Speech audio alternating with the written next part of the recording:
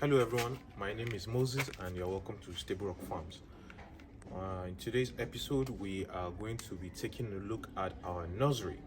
So as you've probably seen from our previous video, we have a nursery where we have our onions, our tomatoes, about 3 different types of peppers, and all of that are being housed in our nursery behind me here. So shortly before we step in there, let me just show you a little about the physical features of the outside. As you notice, this is a trampoline. Now this is here because it's the rainy season, right? So it's possible that it's going to rain, and if the rain is very heavy, it might splash in there. So you have this trampoline to bring it down or roll it up whenever the need arises. So let's step in there to see. Before you even enter, you notice this door here. It has been netted. Now, why has that been done? To ensure that no foreign insects come in, right? With this net, it's going to be very difficult for insects to be able to easily fly into our nursery. That's one thing for you to look out for if you have your nursery, right? So this is a look, first look at our nursery. When you saw in our previous videos, you only saw when we were putting the seeds in our seed trays, right? And that was almost 2 weeks ago, right? So these onions are, I believe, 12 days old. These are tomatoes. I believe they are 11 days old. If you notice, 1, 2, 3, 4, 5, 6 are all onions. They look alike, right? And then we have another 6 here that are also onions. So in total, we have about 2,400 holes filled with onions. So that's a total of, I believe, 12 trays that have been filled with onions. Then for our tomatoes, we have 1, 2, 3, 4, 5, 6. So 6 trays that are filled with tomatoes, right? Then if you come all the way here, you will notice that we have peppers over here. So let me just turn this light on so that it will be easier to see. So here we have our peppers. And what peppers we have here? We have the chili peppers, that's the long peppers. We have the sweet pepper, you know, the sweet California pepper. And then we have, I keep forgetting the name of, you know, the atarudo, for those who know that name, but probably I'll stick a picture in there for you to understand. So this is a little overview of our nursery. So let's talk about some features of the nursery. Now, this is a case of do as I say and not do as I do, right? Because if I had my way, my nursery wouldn't have been set up this way, right? However, this also works, so we're going with it. So why do I say so? Now, in an ideal situation, I would prefer for your nursery to be in an open space where it's netted, right? So you have a net that is surrounding your nursery. The net is providing the needed amount of shade. It's providing the needed amount of open space for ventilation and things like that. This meets all those requirements, but it could be better. Now, why do I say so? If you notice, we have done some construction over here to provide for shade, right? So what does that mean? We have these cartons that have been stuck to the wall to ensure that direct sunlight does not come into the nursery. That's one, right? And then two, if you can zoom in, you'll notice that there's a door over there. And then if you look this way, there's another door over here. Actually, let me turn on the light so that it's easier to see. Good. So our ventilation issue is sorted because we have cross ventilation, right? We have enough air that is coming in and out. We have ensured that there's enough shade. And then over here, why you see this light here is to provide, this is an LED lamp that is 4,000 plus lumens. Now, this is a vegetative light that is going to provide for the needs of the plants. They need light to thrive, right? In this vegetative state, their leaves are going to enjoy this, and it's kind of like you're feeding the plants, right? So now there are different types of lights. This is a grow light. There are different types of lights. You could have the white light, you could have the colored one, but we are going with the white one because this mostly provides for the vegetative plant, right, in its vegetative state, right? When by the time it's in its reproductive state, would have taken our plants out of the nursery already, so there's really no need for that. I'll just put in maybe vegetative versus reproductive, and then you could do a little research to understand more on what I mean by that. But basically, the vegetative is when the leaves are it getting strong, trying to get better at being a plant, while the reproductive, just as the name implies, is when your plants start to think about, hey, okay, I need to provide more fruits and things like that. So one light caters for 3 of the seed trays, right? So, and each light has its own individual switch, so we could, depending on the needs, turn on one light and off the other, right? And then if you notice, we have done a construction here that ensures that we will maximize the space we have here. Our plants get to grow, but in a very conducive environment where it doesn't take up too much space, right? What else have we done here? If you notice, all exit points where you have holes have been netted, right? If you take a look here, you notice that these are nets, right? Like I mentioned earlier, you're trying to avoid as much insects as possible. You don't want too many insects or pests or whatever coming into your nursery. You want your nursery as clean and secure. That's the wrong word, but just don't let any foreign contaminants come into your nursery. You want this nursery as problem-free as possible. The plants just need to just, at this point, just focus all their attention on growing and not defending themselves against foreign objects such as insects and pests. Now that we've done a little review of the nursery, what do we do to these plants every day? We water them every day. And how do we water them? We have this we have our Jecto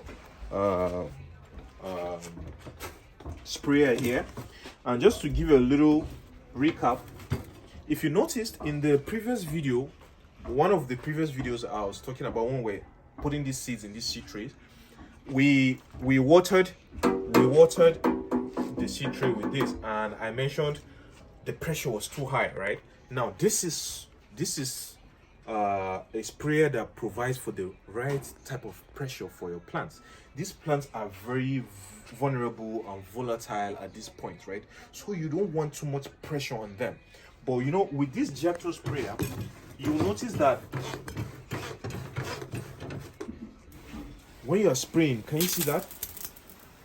It doesn't hurt the plants. The water is just very, very little impact on the plants. This way, you're not putting too much stress on them. You're trying to avoid as much stress as possible, which is why I was talking about securing all areas so that you don't have any pests or insects and things like that. So even in its watering state, you don't want to stress these plants, right? Now, for today's video, we are not watering them this evening because there's another method that we're going with today, which is why we're making this video, right? In today's video, our plants are going to get fertilizer for the very first time. So today is 12 days. I need to go this way. Today is 12 days since we planted onions, 11 days since we planted our tomatoes, and 10 days since we planted our peppers. So basically, it's been more than a week.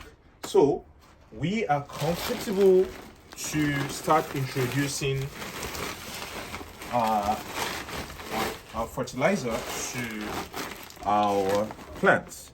So here we have NPK 15 15 15, right?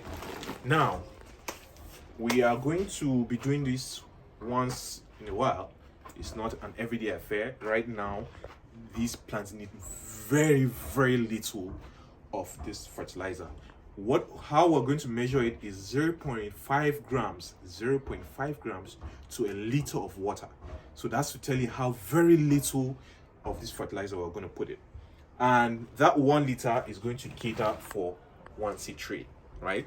So in our case where we currently have 36, we were going to do more. If you notice, we have some extra seed trays here, and we have some more seeds that we could decide to plant, but we felt as of now we'll go with 36. We have 36 seed trays.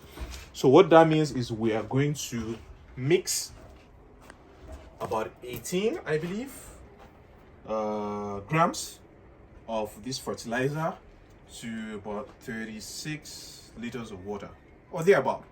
So how are we going to do that?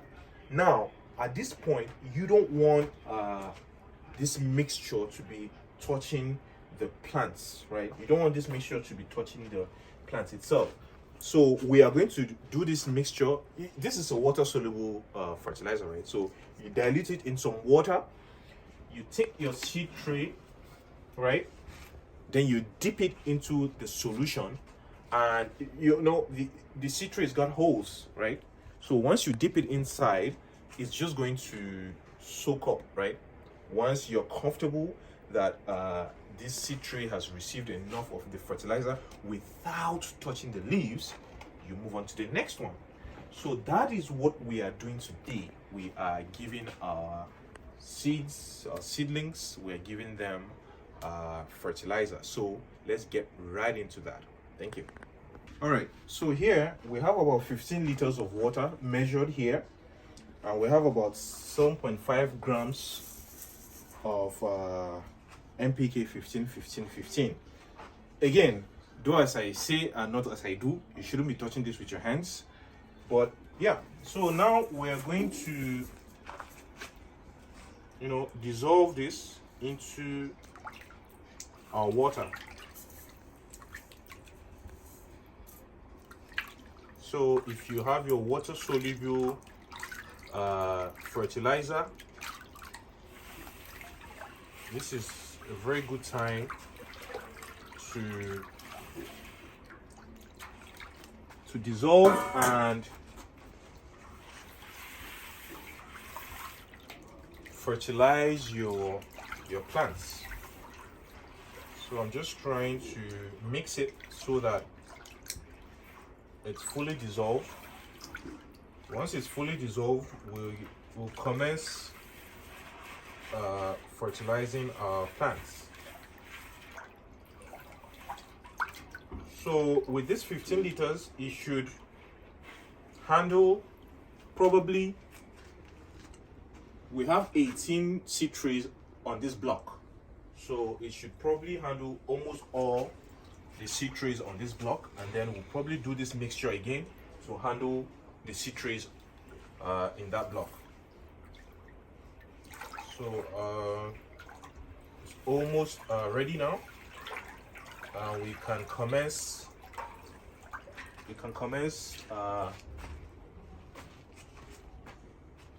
Now, like I mentioned earlier, you are trying to ensure that this solution we have here does not touch the leaves, right?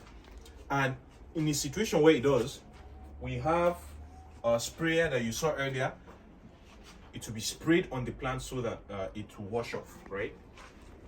So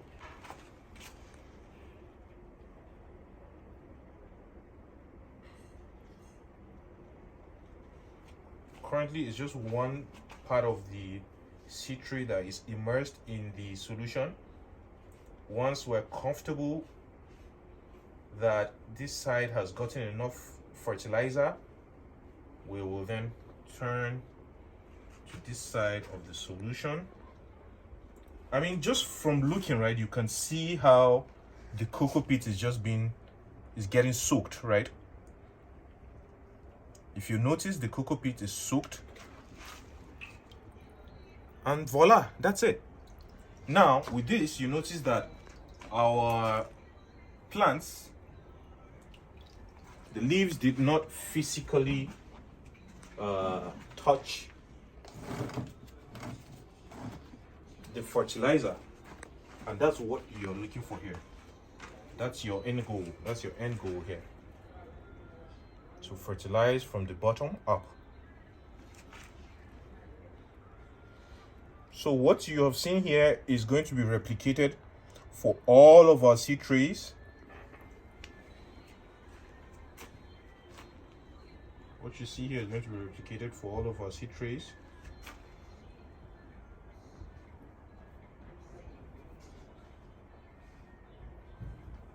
Now, one thing to remember is that these seed trays have holes in them, right? So if you feel like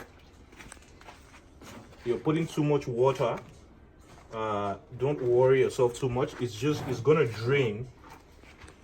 It's gonna drain. Like, can you see here? All the excess water is draining out, right? So that's what happens. You can see this is a nice, healthy tray. Almost all of the seeds here germinated. You can see. If you notice, all of the seeds here have germinated. Actually, we did a little count off camera. We should have done that with you guys, but we had over a 90% germination rate for this nursery, over 90%. So we're very impressed and happy about the germination rate of this particular batch of nursery. This particular batch was a success. Most of the seeds germinated, and we believe even the ones that did not germinate were probably some small human error that we did. Some holes we forgot to seed, right? On the day we were seeding, we forgot to seed some holes. Some holes we made the holes too deep. Can you remember? If you remember in the video where we were planting, we're seeding these seed trays, I mentioned that when you are poking your holes, do not make it too deep. And why am I saying that? Because if you make it too deep and the seeds start to germinate, it's hard for it, it's difficult for it to emerge from the cocoa pits because it's buried so deep and compacted under, right? But if you poke the hole just a little, you put your seeds and then you close it, by the time the seeds start germinating, it's easy for them to pop out of the cocoa pit, right? So in case I forgot to explain why in the previous video, that's the reason. That's the reason. So in order not to bore you too much, I mean, you've seen about 5 trays, and that's just basically what we're going to do with all of our trays. And I will see you in a later video. For now, thank you so much.